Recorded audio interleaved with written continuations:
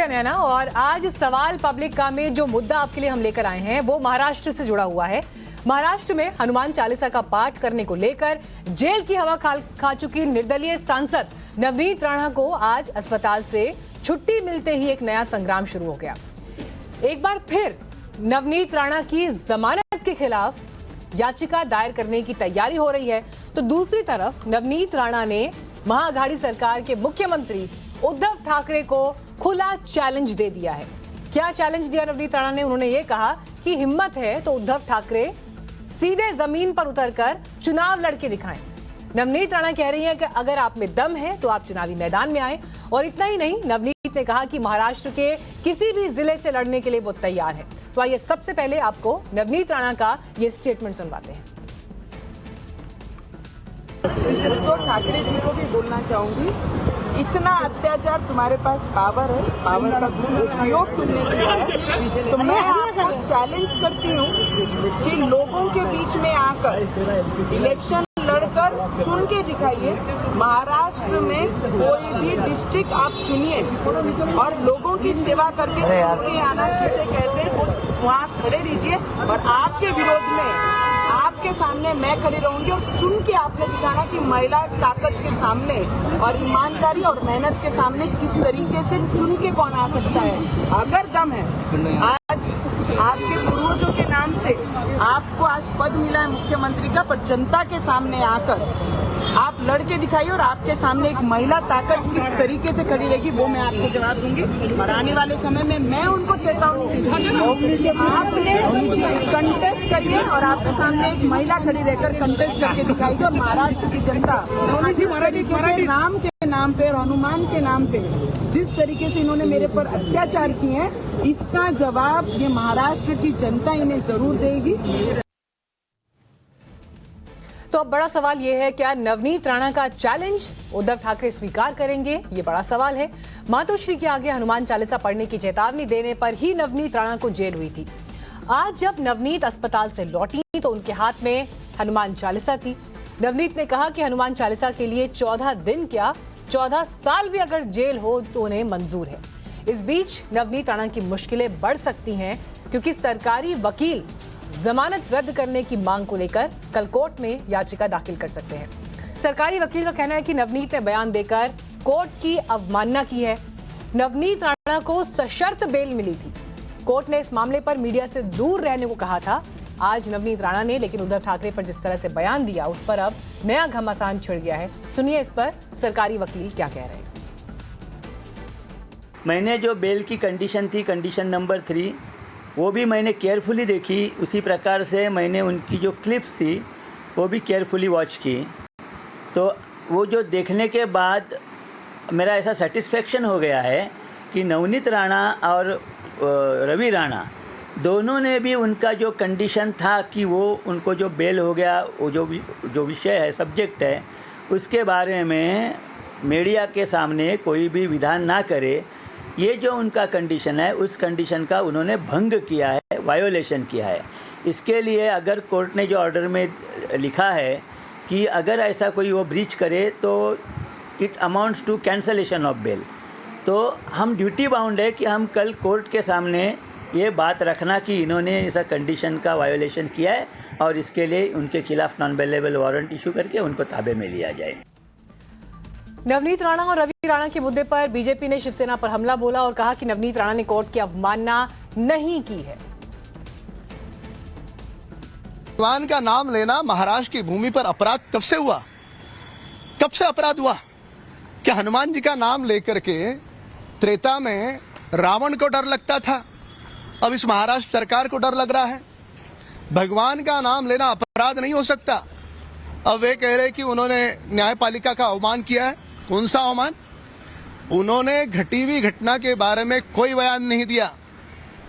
घटी हुई घटना के बारे में बोलना अवमान है। उन्होंने अपनी आस्था का, श्रद्धा का नाम लिया है और आस्था और श्रद्धा के बारे में बोलना ये कोई न्यायपालिका का अवमान नहीं हो सकता।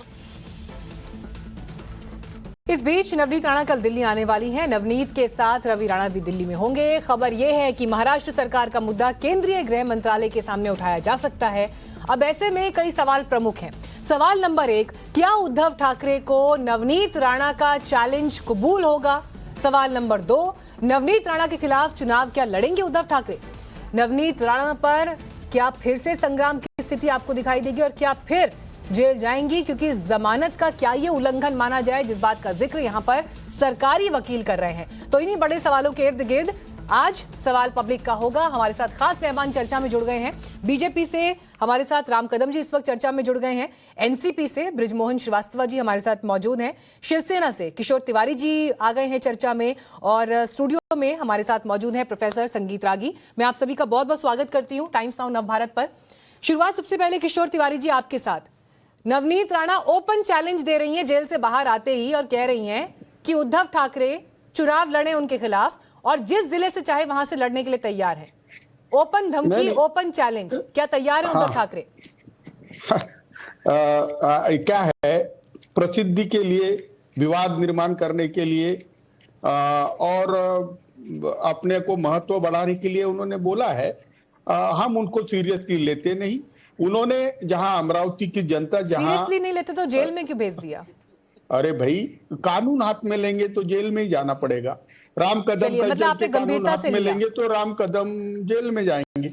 मैं अभी बता रहा हूं ना, उनको जो सशक्त जामीन दी थी तो सरकारी वकील ने उनको जो कंडीशन डाली थी, तो उस कंडीशन नंबर 3 और कंडीशन नंबर 4 का उन्होंने वायलेशन किया है और अब उनको जेल में जाना तय है। लेकिन सरकारी वकील ने कितने बार बताया था कि और कोर्ट में जो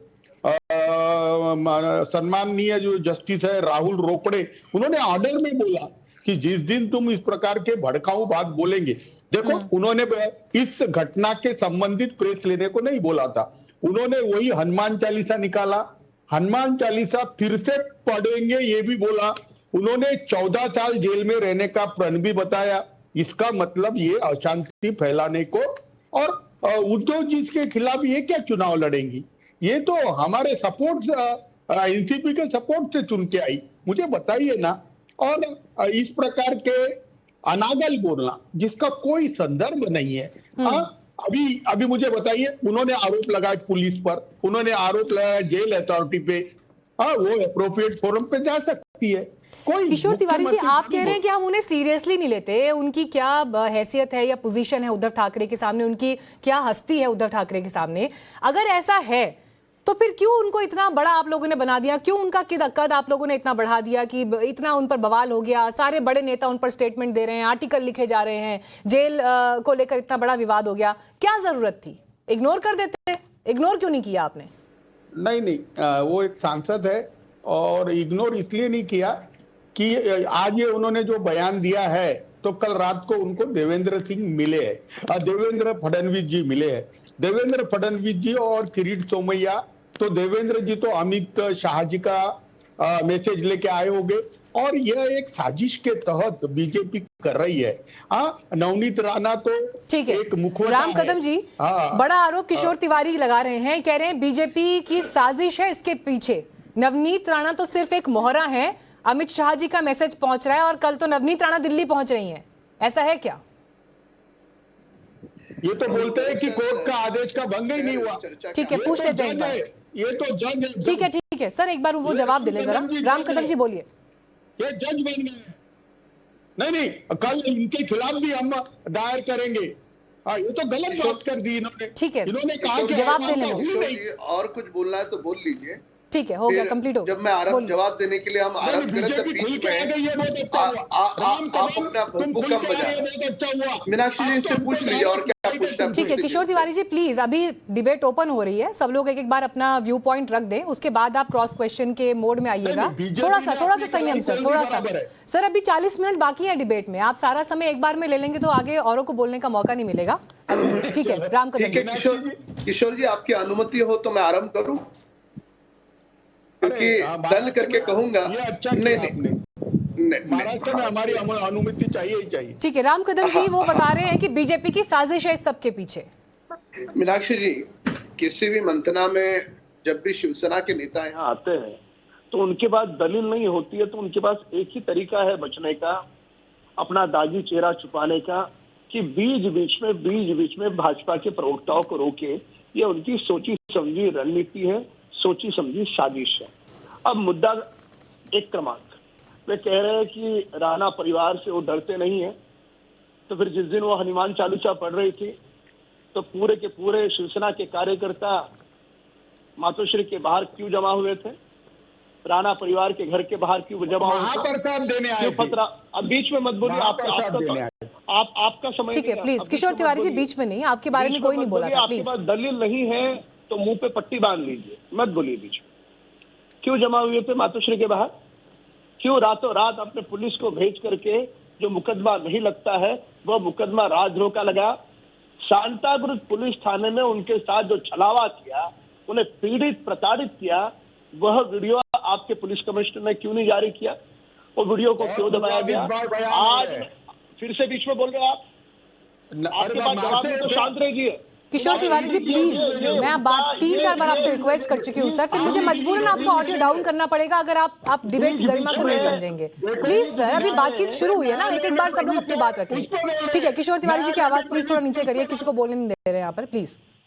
राम कदम जी प्लीज कंप्लीट करिए, फिर मैं बाकी मेहमानों के पास जाऊंगी। मीनाक्षी जी, जब इंसान के पास दलील नहीं होती, अपना दागी चेहरा छुपाने के लिए कोई बयानबाजी नहीं होती, तो बीच बीच में बोल करके भाजपा के प्रवक्ताओं को रोको, ये शिवसेना की सोची समझी साजिश है। यहाँ पर दो बिंदु है। अब राणा दोपहर में बोल चुकी है, उसने तो खुला कहा कि महाराष्ट्र में जितने चुनावी क्षेत्र है कहीं से और भी शिवसेना के नेता खड़े हो जाए। क्यों नहीं बयान आया? अगर डरते नहीं हो तो बोल देते। राम कदम जी, ये कोर्ट की अवमानना है या नहीं? क्योंकि जिन शर्तों के आधार पर, राम कदम जी, जिन शर्तों के आधार पर नवनीत राणा को बेल मिली, उनमें से एक शर्त ये थी कि आप मीडिया से इंटरेक्शन नहीं करेंगे, आप किसी तरह की कोई बयानबाजी नहीं करेंगे।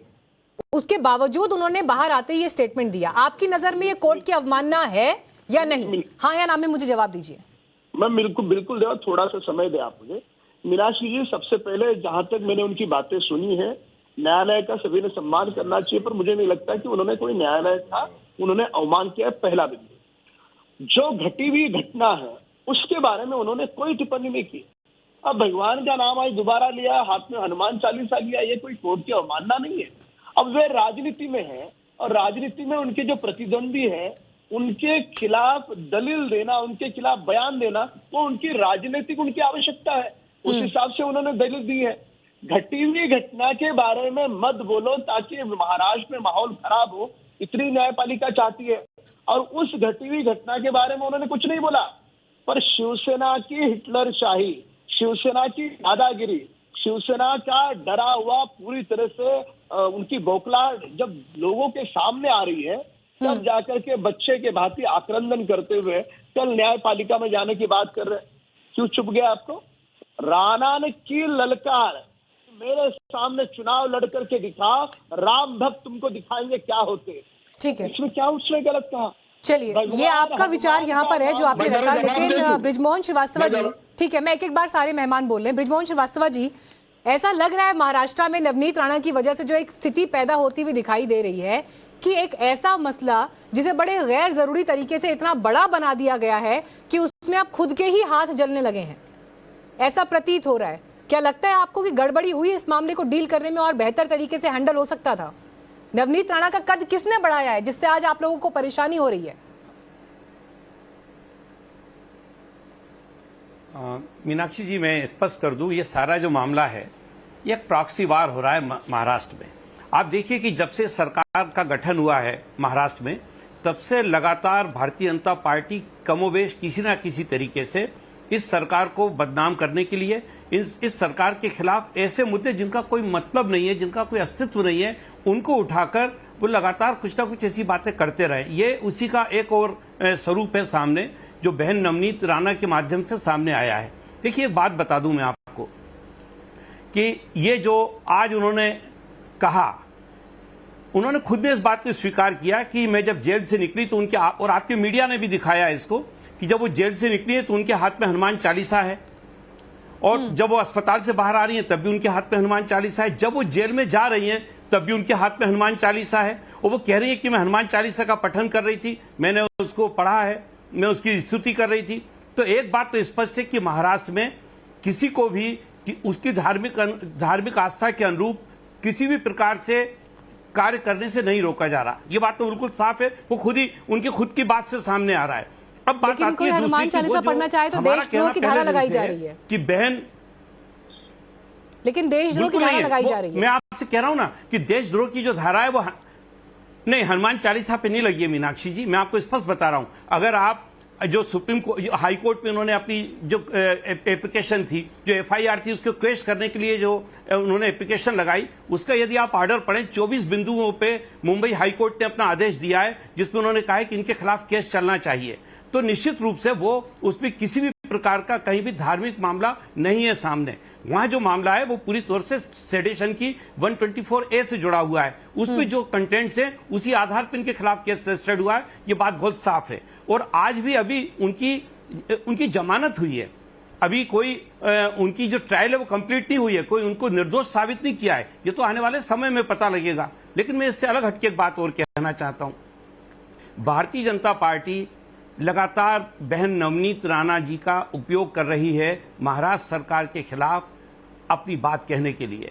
मैं इसको स्पष्ट कर दूं कि इनके कहने से, इनके करने से, जब पूरी भारतीय जनता पार्टी महाराष्ट्र में कुछ नहीं कर पा रही, हमारी सरकार के कितनी कोशिश कर ली, इसमें सारी खाली महाराष्ट्र सरकार, खाली महाराष्ट्र के भारतीय जनता पार्टी के नेता संलग्न नहीं है, इसमें पूरे राष्ट्रीय स्तर पर भी सारे नेताओं का समावेश है।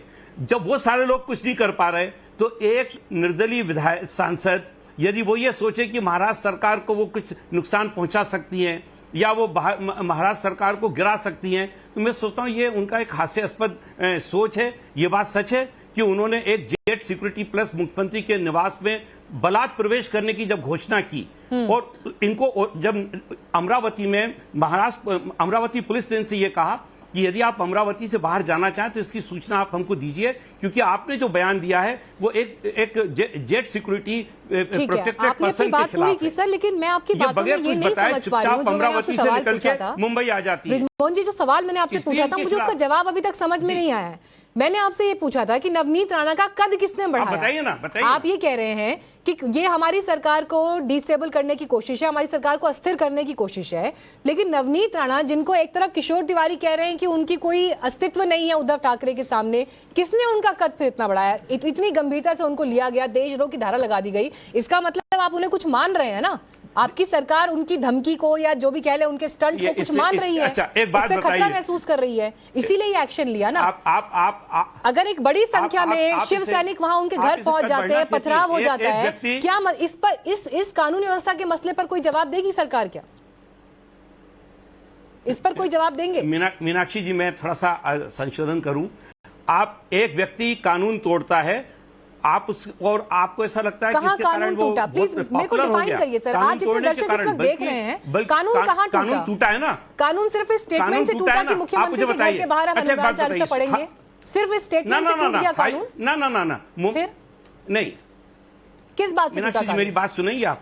मीनाक्षी सुनिएगा। देखिए कि मुंबई हाई कोर्ट ने उस एफआईआर को क्वेश नहीं किया है। इसका सीधा मतलब यह है कि जो आरोप उन पे लगाए गए हैं वो तथ्यात्मक और सही है। एक लाइन में बताइए, अगर ऐसा ना होता तो निश्चित रूप से वो कैंसिल होता। कानून टूटा? कौन सा कानून? मैं बता रहा हूं ना, हमें क्लैरिटी हो जाएगी थोड़ा, उससे हम भी बेहतर समझ पाएंगे। कौन सा कानून टूटा? कौन सा कानून टूटा?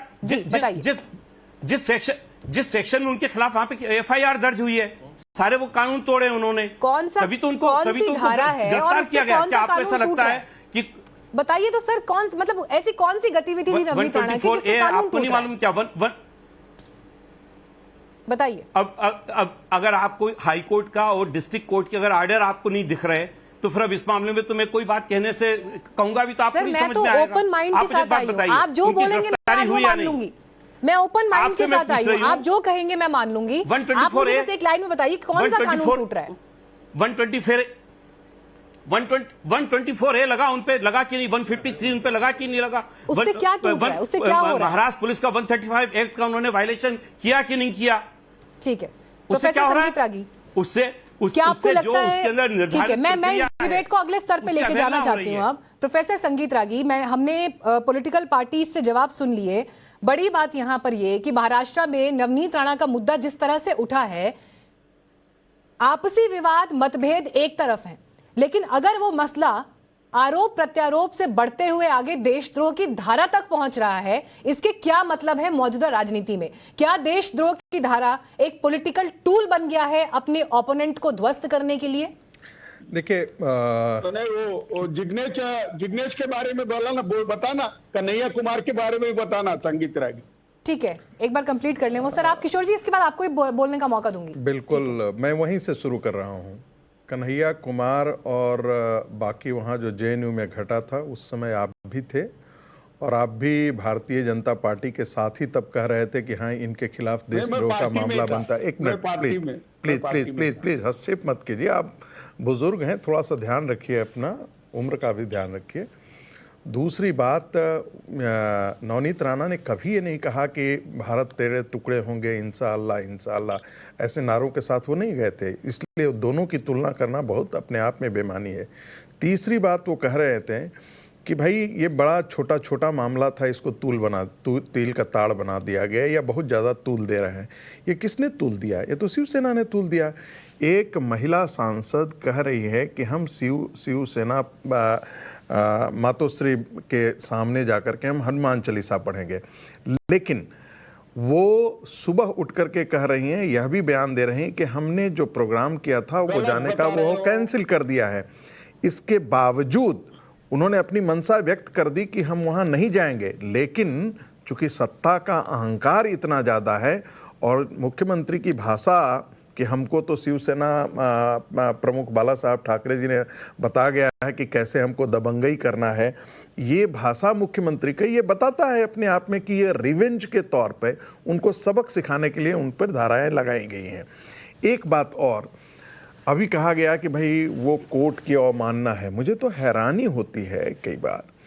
पहली बात तो मैं ये कहना चाहूँगा कि मीडिया को उन्होंने नहीं बुलाया था, मीडिया से उन्होंने बात नहीं की है, मीडिया ने उनसे बात की है।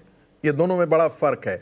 वो उन्होंने किसी भी मीडिया को आकर के नहीं कहा कि आप मेरा इंटरव्यू कीजिए या आप मेरे सामने बात कीजिए। लोगों ने उनसे सवाल पूछा तो उसका उन्होंने जवाब दिया, और उन पर ये प्रतिबंध तो कोई दुनिया की कोई कोर्ट ये नहीं लगा सकती कि आप आर्टिकल 19 के अंदर जो आपको वाणी की स्वतंत्रता है उसके भी मतलब, अरे मैं से ये जानना चाहता हूं किशोर जी से, क्या है वो रावण राज्य हो गया है क्या महाराष्ट्र में कि हनुमान जी का नाम लेने पर आपको पीड़ा होती है?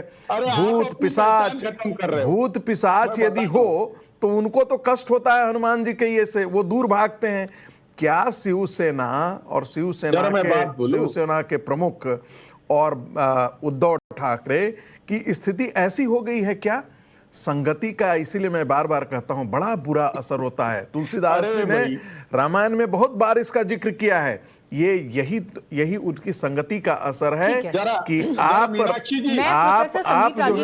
मैं प्रोफेसर संगीत रागी के बिंदु को किशोर तिवारी जी थोड़ा सा और एक रिफाइंड सवाल में आपके सामने रख रही हूं। जरूर। जिस स्टाइल ऑफ पॉलिटिक्स के लिए शिवसेना जानी जाती थी, सरकार बनाने के चक्कर में जो गठबंधन किया उसके चक्कर में अब क्योंकि वो अंदाज उस तरह से नहीं हो पा रहा जमीन पर, क्योंकि उससे अघाड़ी सरकार की छवि पर असर पड़ता है, तो कहीं ऐसा तो नहीं कि अपने ही जाल में आप फंसते जा रहे हैं? और चाहे नवनीत राणा हो या राज ठाकरे हो, जिन मसलों को उठाकर, एक सेकंड नारियो सर, जिन मसलों को उठाकर अब वो आपको घेर रहे हैं, उनका जवाब दे पाना अब आपके लिए मुश्किल हो गया है। ना निगलते बनता है ना उगलते बनता है। किशोर तिवारी जी। हाँ, मैं 10 सेकंड बोलूं क्या? बोलो संगीत रागी जी, 10 सेकंड हमारे खिलाफ ही बोलोगे? नहीं 10 सेकंड मैं बोल रहा हूं। ठीक है, चलिए आप 10 सेकंड किशोर जी सुन लीजिए, आप उत्तर दे दीजिएगा। मुझे लगता है कि शिवसेना ने अपना जो राजनीतिक विचार है उसका राजनीतिक वंध्याकरण हो चुका है। आपने राजनीतिक प्लॉट खो दिया है। कल जाकर के आप नवनीत राणा के पूरे ये में आप उलझते जा रहे हैं, और माफ कीजिएगा, जो आपका कोर वोट बैंक था वो आज आपके साथ खड़ा नहीं है। आज महाराष्ट्र के अंदर जो कोर वोट बैंक था वो आने वाले दिनों में आपके खिलाफ वोट करेगा। ये तो वही बात हो गई ना किशोर तिवारी जी। राज ठाकरे बाला साहब ठाकरे का वीडियो ट्वीट करके कहते हैं कि देखिए बाला साहब ने कहा था हमारी सरकार बनेगी तो लाउड स्पीकर उतार देंगे, सड़क पर नमाज नहीं होगी, लेकिन आज शिवसेना उन्हीं विचारों से खुद को अलग करती हुई दिखाई दे रही है। नेता दबे मुंह कह रहे हैं कि बाला साहब के विचार अब पुराने हो गए। नहीं, ये मजबूरी है, तो अघाड़ी सरकार में रहने की वजह से ये मजबूरी हो गई है कि जिस स्टाइल ऑफ पॉलिटिक्स के लिए आप पहले जाने जाते थे वो नहीं कर पा रहे हैं खुलकर। अरे भाई मेरी एक अब देखो प्रोफेसर संगीत रागी जी ने बहुत सवाल टाक दिए और मीनाक्षी जी तुम भी सवाल टाक रही हो और राम कदम ने भी सवाल टाके। आप ऐसे कैसे हुए? मेरा तो काम है सवाल पूछना। तीन के अगेंस्ट 2 है। दूसरा बृजमोहन जी बैठे हैं आपका साथ देने के लिए सर। हाँ मैं बोल रहा हूँ ना, एक तो हमने हमारा कोर वोटर की चिंता ये ना करे। इनके कोर राज ठाकरे और नवनीत राणा ने तो बीएमसी में बोल दिया है। राम कदम कैसे आए मुझे मालूम नहीं, उनका तो पॉलिसी डिसीजन हुआ है कि कोई बीजेपी वाला नवनीत राणा के झमेले में ना जाए। तो मैं ये आए हैं तो मुझे लगता है कि ये अपनी पर्सनल कैपेसिटी में आए हैं, तो इनकी भी एक पर्सनल खुन्नस है जैसी त्यागी की है तो रागी जी की है। मैं एक बात बता रहा हूँ, मेरी पर्सनल खुंदक क्या हो सकती है शिवसेना से सर? मेरी क्या पर्सनल खुंदक हो सकती है? एक मिनट आप मोदी जी के भक्त हो तो मुझे जानता हूं ना मैं। मेरी बात सुन लो, आप मेरी बात सुन लो, मैं जवाब दे रहा हूँ। रागी जी शिवसेना नेताओं का अरे कितना किशोर तिवारी जी बस आप सवाल का जवाब नहीं दे रहे, बाकी हर बात का जवाब दे रहे हैं। नहीं मैं दे रहा हूँ, सवाल का जवाब नहीं दे रहा हूँ। हमारी शिवसेना का स्टाइल ऑफ पॉलिटिक्स कहीं पीछे छूट गया है क्या? ये था सवाल। भाई ये शिवसेना के स्टाइल ऑफ पॉलिटिक्स के वजह से ही तो विवाद खड़ा हुआ है। कोई भी आता है नुक्कड़ का नेता और इनका एक मुलुंड का भी नुक्कड़ का नेता आके बोलता है मातोश्री। अरे भाई नुक्कड़ का नेता का मतलब क्या होता है? मतलब आप जो है वो वानखेड़े स्टेडियम खोद दें वो तो चलेगा, वो गुंडागिरी, वो रंगदारी, वो दबंगई चलेगा, लेकिन यदि कोई और पॉलिटिकल पार्टी का या कोई इंडिपेंडेंट सांसद यदि ये कह देता है कि हम मातोश्री के आगे जाकर के हम हनुमान चालीसा पढ़ेंगे, तो ये जो है वो पता नहीं कैसे कॉमनल मुद्दा बन जाता है। अरे भाई एक हिंदू के सामने जाकर के दूसरा हिंदू पढ़ रहा है, उसको मैं तो आपको एक्सेप्ट कर लेना चाहिए था, लेकिन ये संगीत रागी जी और थोड़ा रुको ना, तुम रुको। मुख्यमंत्री है महाराष्ट्र के, जेड सिक्योरिटी है। क्या हुआ? मुख्यमंत्री है तो शहंशाह तो नहीं हो गए ना, वो मुख्यमंत्री ही है ना। ठीक है शहंशाह तो नहीं है ना। ठीक है वो जवाब दे लें, एक बार जवाब दे लें। हाँ ये 3 लोग लगा दिए मीनाक्षी जी, कैसा होगा ऐसे से? मेरी जवाब सुनो, जवाब में तो मैं बता रहा हूं ना कि कोई भी मातोश्री की तरफ नजर भी उठाएगा तो हजारों शिवसैनिक उनको महाप्रसाद देंगे, ये तय है। अब इनको महाप्रसाद नहीं मिला, इसके वजह से ये कह रही थी कि मुझे जेल में 5 स्टार ट्रीटमेंट दो। अरे मैं इतनी बार जेल में गया, नीचे जमीन पर सोना पड़ता है, जेल का खाना पड़ता है। इनको 5 स्टार फैसिलिटी कोर्ट से मांगी, कोर्ट ने नहीं दी। इनकी सर आप मसला, मुझे लग रहा है सर आप मेरा सवाल नहीं समझ पाए। मैंने आपसे सवाल ये पूछा कि आपके लिए अघाड़ी सरकार में आने के बाद अब दिक्कत ये हो गई है क्योंकि गठबंधन एनसीपी और कांग्रेस के साथ है, तो जिस स्टाइल ऑफ पॉलिटिक्स के लिए आप जाने जाते थे उसमें कहीं पीछे छूटते जा रहे हैं, विचारधारा से समझौता हो रहा है। नहीं, हमारे मिनिमम प्रोग्राम के अंदर हिंदुत्व हमने रिटेन किया है, हिंदुत्व हमारा ऐसा ही रहेगा।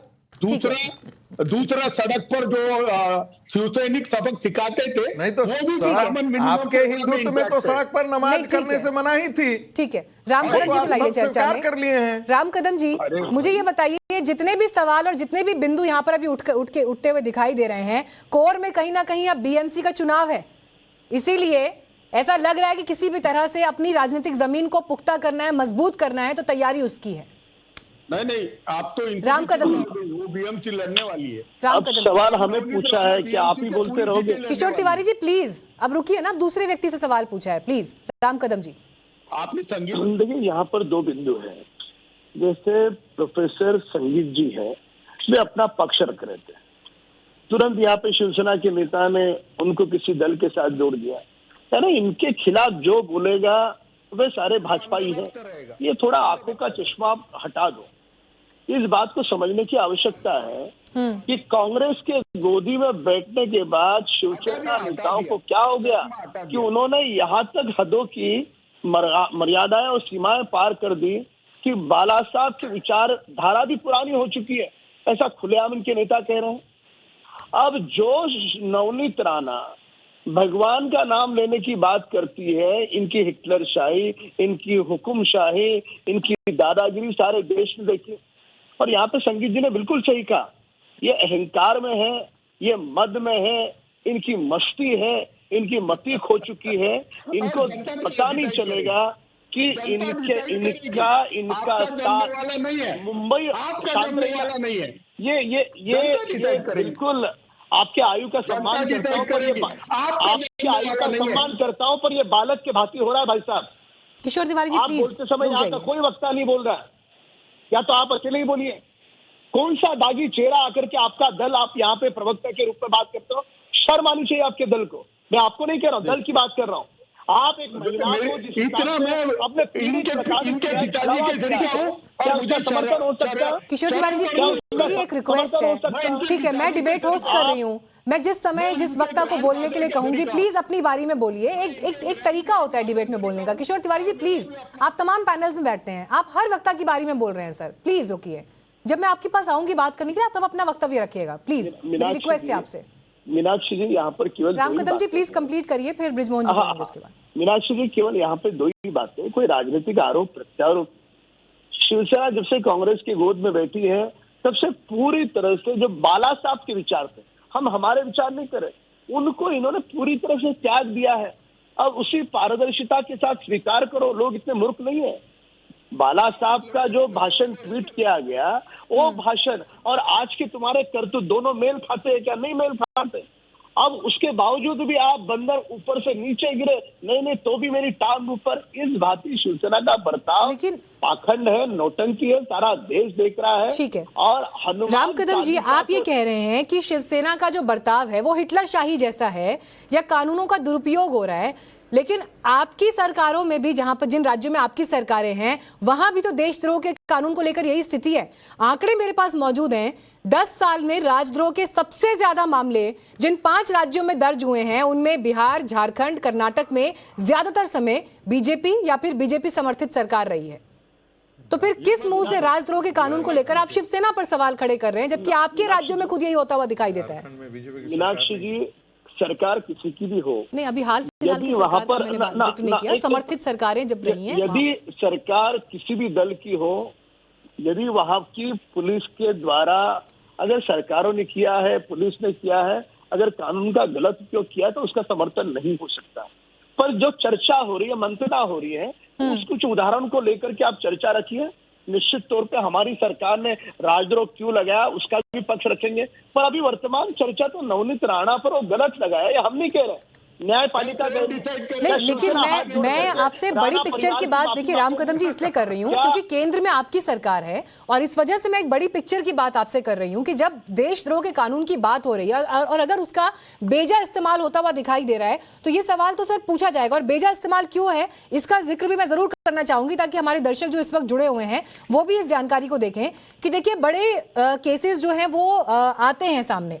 साल 2020 में ही 73 केसेस सेडिशन के जो हैं वो रिपोर्ट हुए या दर्ज हुए, 73 केसेस, जिनमें से मात्र 2 ही ऐसे केसेस थे जिन पर केस चला। 73 में से 2 केसेस सिर्फ। 2019 में 93 केसेस दर्ज हुए जिनमें से सिर्फ 1 केस था जिसमें ट्रायल आगे बढ़ा, यानी जिस केस को आगे बढ़ाया गया। मोस्ट ऑफ द केसेस ये है कि सबूतों के अभाव में मामले खत्म हो जाते हैं और इसीलिए ये चिंता का विषय न्यायालय के सामने भी है। राम कदम जी, केंद्र में आपकी सरकार है और इसलिए मैं आपसे एक बड़ी तस्वीर की उम्मीद कर रही हूं कि क्या व्यवस्था देश में ऐसी नहीं होनी चाहिए कि अंग्रेजों के जमाने के कानून को अगर अपने पॉलिटिकल ओपोनेंट्स को ध्वस्त करने के लिए हो रहा है तो इस पर कम से कम दिशा क्लियर हो, कम से कम पिक्चर। जब से आदरणीय मोदी जी की सरकार आई है, मोदी जी ने प्रधानमंत्री का पदभार संभाला है, आजादी के बाद के कई ऐसे कानून पूरी तरह से इस देश की संसद ने मोदी जी के नेतृत्व में पास किए हैं और उनकी संख्या हजारों के ऊपर है, ये आपको पता है। और उसी तरह से निश्चित तौर पर राजद्रोह का जो ये मुकदमा बड़े पैमाने पर पूरे देश में चर्चा में कब आया है? अन्य सरकारों ने लगाया तब नहीं आया, जब महाराष्ट्र की सरकार ने खुलेआम राणा परिवार केवल भगवान का नाम ले रहे हैं उस पर राजद्रोह लगाया, जिसमें कोर्ट ने आपत्ति जताई, तभी यह विषय चर्चा में आया है। अन्य कौन से एक उदाहरण दीजिए, एक उदाहरण दीजिए भाई साहब, तिवारी जी, एक उदाहरण दीजिए। आपको रोका किसने? फिर से बीच में बोले आप, एक उदाहरण दीजिए। ठीक है उदाहरण किशोर तिवारी जी, मुझे ये बताइए, आप हर वक्ता के बारे में बोल रहे हैं, मुझे ये बताइए, नवनीत राणा अगर ये कह रही हैं कि हम हनुमान चालीसा पढ़ना चाहते हैं मुख्यमंत्री के घर के बाहर जाकर, इसमें कैसे आपकी सरकार जो वो अस्थिर हो रही है? इतनी कमजोर है क्या आघाड़ी सरकार? नहीं, इतनी कमजोर है कि अगर किसी ने हनुमान चालीसा पढ़ ली या बोल दिया कि पढ़ेंगे आपके यहाँ पर जाकर, तो उससे आपकी सरकार गिर जाएगी? कैसे गिर जाएगी? मैं जवाब देने दो। अब इसी सवाल का जवाब दीजिएगा सर, इसी सवाल का जवाब दीजिएगा। कोई दूसरा नहीं बोलूंगा। देखिए इन्होंने क्या बोला मालूम है? आप मेरे सवाल का जवाब दीजिए, आप छोड़िए राम कदम ने क्या कहा, आप मुझे मेरे सवाल का जवाब दीजिए। मैं मीनाक्षी जी ने जो पूछा उसका जवाब दे रहा हूं कि नवनीत राणा जी पर हनुमान चालीसा पढ़ने के लिए नहीं लिया। उनका बयान था कि मुख्यमंत्री पे शनि की 7.5 लगी है और मुख्यमंत्री निकम्मे हो गए हैं, 24 महीने से फुकट का पगार ले रहे हैं। मुख्यमंत्री की अकल ठिका पे ठिकाने को लाने के लिए मैं उनके घर के अंदर जाके पढ़ूंगी। अब मुझे बताइए, जेल सिक्योरिटी के अंदर ऐसी बातें करना, इन्होंने आज जो बातें की वो भी वैसी है। इनके तो अलग से सिटीजनशिप का केस लगना चाहिए और इनको निकाल जी, ये किशोर तिवारी जी कौन सा वर्जन बता रहे हैं? ये जो बातें कह रहे हैं, आप समर्थन दे रहे हैं इनकी बातों को? क्योंकि अब आप लोग अघाड़ी सरकार में दोनों के दल शामिल हैं। मुझे एक बार क्लैरिटी दे दीजिए, ये किशोर तिवारी जो बातें बोल रहे हैं ये कहाँ बोली गई हैं? आपको आपका नॉलेज नहीं है। मैं क्या ब्रिजमोहन जी से पूछ रही हूँ ना सर। ठीक है, मैं पूछ रही हूँ ना उनसे, पूछ ही तो रही हूँ सर। बताइए ब्रिजमोहन जी, ये सारी बातें सही है जो किशोर तिवारी जी कह रहे हैं? हुआ इसमें हुआ ये, जब बहन नवनीत राणा ने बयान दिया तो अमरावती पुलिस ने उनसे ये कहा कि आपका ये जो बयान है इससे ऐसा प्रतीत होता है कि आप जेट सिक्योरिटी प्लस एक सीएम को किसी प्रकार की हानि पहुंचाना चाहती हैं। तो अमरावती छोड़ने के पहले आप पुलिस को सूचित करिए जिससे कि हम इस बात को देख सकें कि ऐसी कोई घटना वीआईपी के साथ ना हो। लेकिन राणा दंपत्ति बगैर अमरावती पुलिस को बताए हुए चुपचाप चोरी छुपे मुंबई पहुंच जाते हैं और मुंबई पहुंचकर वो फेसबुक पे और ट्विटर पे जो दूसरे इलेक्ट्रॉनिक मीडिया हैं उनमें वो उसी प्रकार की बातें करते रहते हैं। इससे पुलिस को एक शक हुआ कि शायद चूंकि वहां से चोरी छुपे आ गए तो पुलिस को यह शक हुआ कि हो सकता है कि कोई ऐसी घटना करने वाले हों जिससे कि वीआईपी को नुकसान हो जाए। वहां से सारी बात शुरू हुई है। यदि देखिए बहन नवनीत राणा एक मेंबर ऑफ पार्लियामेंट है, कानून बनाने वाली है, लॉ मेकर बोलते हैं। कहा जा सकता जी, ठाकरे परिवार के खिलाफ कुछ नहीं कहा जा सकता। ठाकरे परिवार के खिलाफ कोई विरोध की कोई बात नहीं कह सकता। मैं ये आप तर्क नहीं कर रही हैं, आप कुतर्क कर रही हैं बहन।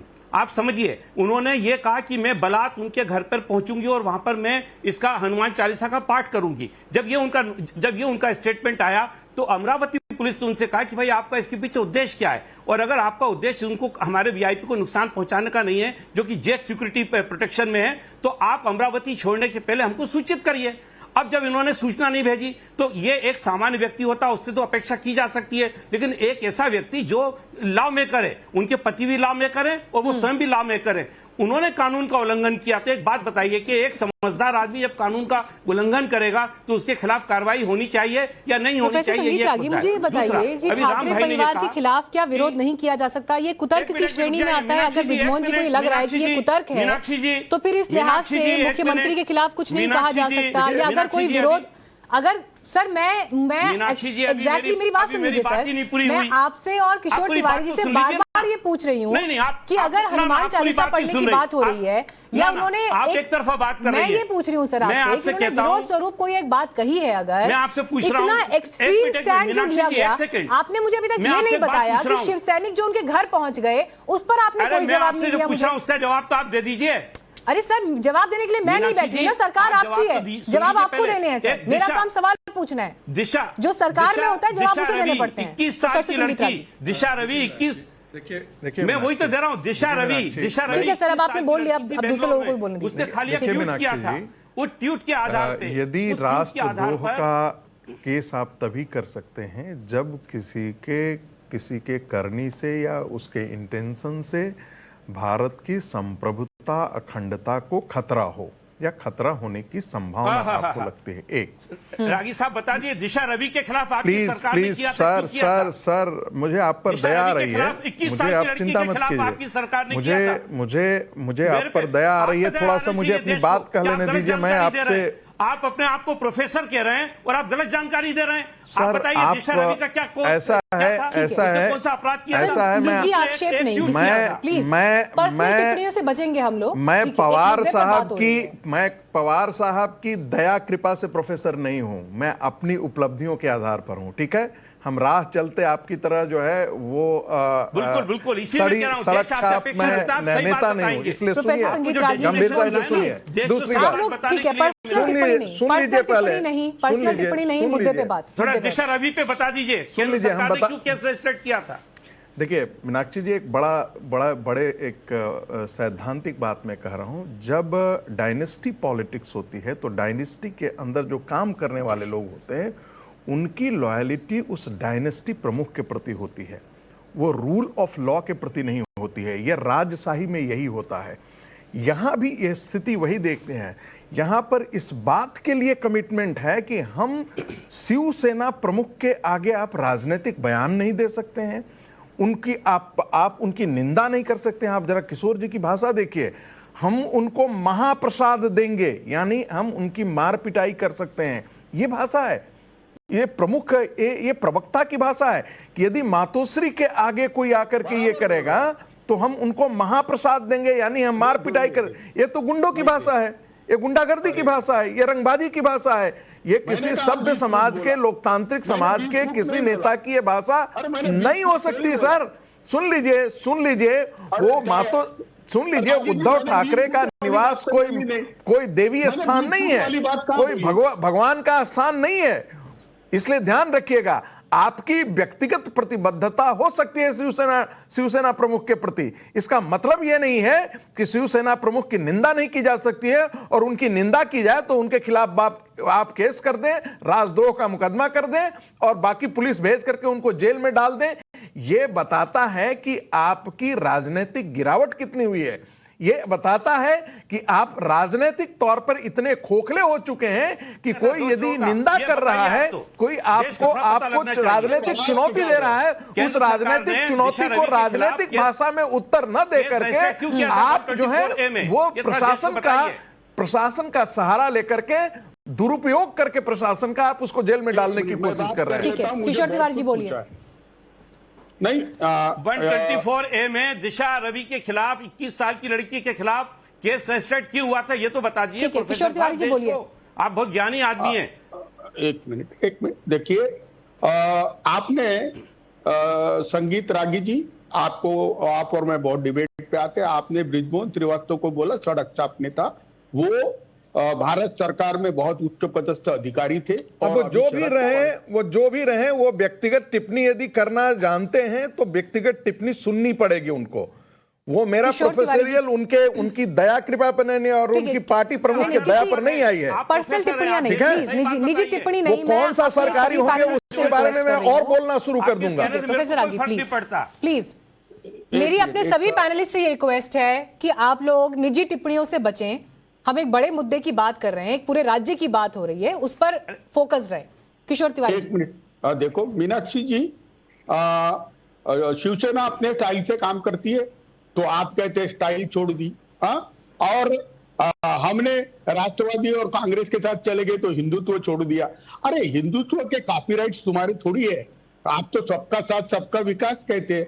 ये कैसी बात है? ऊपर से महाराष्ट्र के अंदर जिस कॉन्स्टिट्यूंसी से नवनीत राणा आती है वहां आदिवासियों के प्रश्न है, किसान के प्रश्न है, महंगाई के प्रश्न है, वो सब छोड़ दिए और ये कह रही है कि मैं राष्ट्र की हिंदू हृदय सम्राट बनना चाहती हूँ। देखिए, इनको तो चुनाव में मालूम पड़ेगा कि ये क्या है, लेकिन ये सब बातें बीजेपी करा रही है क्योंकि उद्धव ठाकरे लेकिन चुनावी मैदान में होंगे। जो चुनौती दे रही है नवनीत राणा कि आइए चुनावी मैदान में दो हाथ करते हैं, उद्धव ठाकरे उसके लिए तैयार होंगे? नहीं, अमरावती में ये खड़े हो जाना, हम एक अननोन, इसमें मैं बोल दूं? नहीं, एक बात मैं पूरी कर लेता हूं। एक छोटा सा शिव सैनिक इनको काफी है। ठीक है, चलिए, एक छोटा शिव सैनिक काफी है, किशोर तिवारी कह रहे हैं। ठीक है, बृजमोहन जी भी एक बात इसमें जोड़ना चाहते हैं, बोलिए श्रीवास्तव जी। मैंने रागी जी को जवाब नहीं दिया ना। मैं सिर्फ इतना कहना चाहता हूं कि अगर आप अगर चुनाव की आप बात करें, अभी कोल्हापुर में भारतीय जनता पार्टी 18,000 ज्यादा मतों से पराजित हुई है अभी पिछले महीने उपचुनाव में। तो जवाब जनता तो जवाब इनको दे रही है लगातार, और यही फ्रस्ट्रेशन है भारतीय जनता पार्टी का। ठीक है, अब राम कदम जी मुझे ये बताइए, आपने सबकी बातें सुन ली। राम कदम जी ये बताइए मुझे, महाराष्ट्र में कभी नवनीत राणा, कभी राज ठाकरे को जिस तरह का समर्थन पर्दे के पीछे से बीजेपी दे रही है, बैसाखियों की जरूरत क्यों पड़ रही है महाराष्ट्र में बीजेपी को? देखिए, जो भी हिंदुत्व की बात करेगा तो उस व्यक्ति विशेष को या दल को समर्थन नहीं है, उस मुद्दे को खुल करके समर्थन है। यदि बृजमोहन जी भी और किशोर तिवारी जी भी हिंदुत्व की बात करते हैं, हिंदुत्व हमारा आत्मा है, हिंदुत्व हमारे रगों रगों में है, हम खुल करके समर्थन देंगे। पर शिवसेना का कैसा हिंदुत्व है? शिवसेना खामोश क्यों रहती है? ब्राह्मण जो हिंदुत्व की बात ब्राह्मण है और धर्म की बात करते हैं, बीच में बोले ये असभ्यता है, ये असभ्यता है। ठीक है, थोड़ी देर के लिए किशोर जी का ऑडियो प्लीज डाउन करेगा। ठीक है, राम कदम जी अपनी बात कंप्लीट कर लें, वो बहुत देर से नहीं बोल पाए हैं। ठीक है, राम कदम जी कंप्लीट करिए। छोटे बालक के भांति ये किशोर जी का बिल्कुल रुदन है, इस तरह से बर्ताव मत करिए, सारा देश देखेगा। यहाँ पर जब हिंदुत्व की बात कोई कर रहा है, भाजपा खुल करके समर्थन उस बात का करती है, शिवसेना को किसने रोका? शिवसेना क्यों नहीं करती? क्या सत्ता के लालच में नहीं? लेकिन राम कदम जी, उनके रगों में नहीं है। आप लगातार टीवी डिबेट्स पर बैठते हैं, महाराष्ट्र से आप आते हैं, आपको तो यहाँ पर पूरे नॉर्थ इंडिया में भली भांति लोग पहचानते हैं, महाराष्ट्र में बीजेपी के बड़े चेहरों में से आप एक हैं। अगर राम कदम जी को भी सपोर्ट करना पड़े पीछे से नवनीत राणा को या फिर राज ठाकरे को, तो फिर क्या बात हुई? खुले मैदान में तो आपको उतरना चाहिए, क्यों जरूरत है आपको कि आपको उन्हें सपोर्ट करना पड़े? हिंदुत्व का ही अगर मुद्दा है, चलिए हिंदुत्व का आपका हार्डकोर का मुद्दा है, तो आप सीधे मैदान में उतरिए ना, फेस टू फेस आमने सामने की लड़ाई करिए। हमने विगत 3 वर्षों में महाराष्ट्र का सरकार का दागी चेहरा देश के सामने लाया। पर यदि कोई व्यक्ति विशेष हिंदुत्व की बात करे, भगवान का नाम लेने की बात करे और सरकार उनको जबरन कारावास में डाले, तो देश क्या चाहता है? आप क्या चाहती हो? हम उनका समर्थन न करें? उन बातों का समर्थन नहीं होगा? यानी किसी का छलावा हो, किसी महिला को पीड़ित किया जाए और भाजपा शांत रहे? भाजपा हर ऐसे व्यक्ति का समर्थन करेगी जिसका छल यदि कोई भी करे, उसके साथ हम डट करके खड़े रहेंगे, और वह हमने दायित्व का निर्वहन किया है। यहाँ पर तो सवाल ये उठता है कि शिवसेना ने उनकी बौखलाहट क्यों है, वो क्यों नहीं करती, ये पहला सवाल। और रहा सवाल कोल्हापुर की बात हुई, पर कोल्हापुर की बात में उन्होंने ये नहीं कहा कि 3 दल साथ में लड़े। 3 दल लड़ने के बाद जब किसी की मौत हो जाती है, उस परिवार का कोई सदस्य खड़ा होता है, तो जीत संभावित उसी उम्मीदवार की होती है। भाजपा को गत चुनाव में जितने वोट मिले, उससे 30,000 अधिक वोट लोगों ने हमें दिए। ये बात क्यों नहीं बताई बृजमोहन जी ने? 3 दल साथ में लड़ने के बाद भी भाजपा को पिछले चुनाव से ज्यादा वोट मिलते हैं। वह भी वह व्यक्ति खड़ी थी जिसके पति की मौत हो गई थी। तो ऐसे मामले में इमोशनल वे होती है, सारी बातें होती है, पर अन्य चुनाव में करारी हार तीनों दलों। चलिए, आपने अपने अपने दलों की विचारधारा के हिसाब से जो बिंदु आज रखे वो तो आज की बात, लेकिन कल की बात यह है कि नवनीत राणा, रवि राणा दिल्ली पहुंच रहे हैं, और कल महाराष्ट्र के इस मसले की गूंज देश की राजधानी दिल्ली में किस तरह से दिखाई देती है, ये सवाल बना रहेगा, नजर इस पर हमारी रहेगी। फिलहाल आप सभी का बहुत धन्यवाद चर्चा में हमारे साथ जुड़ने के लिए।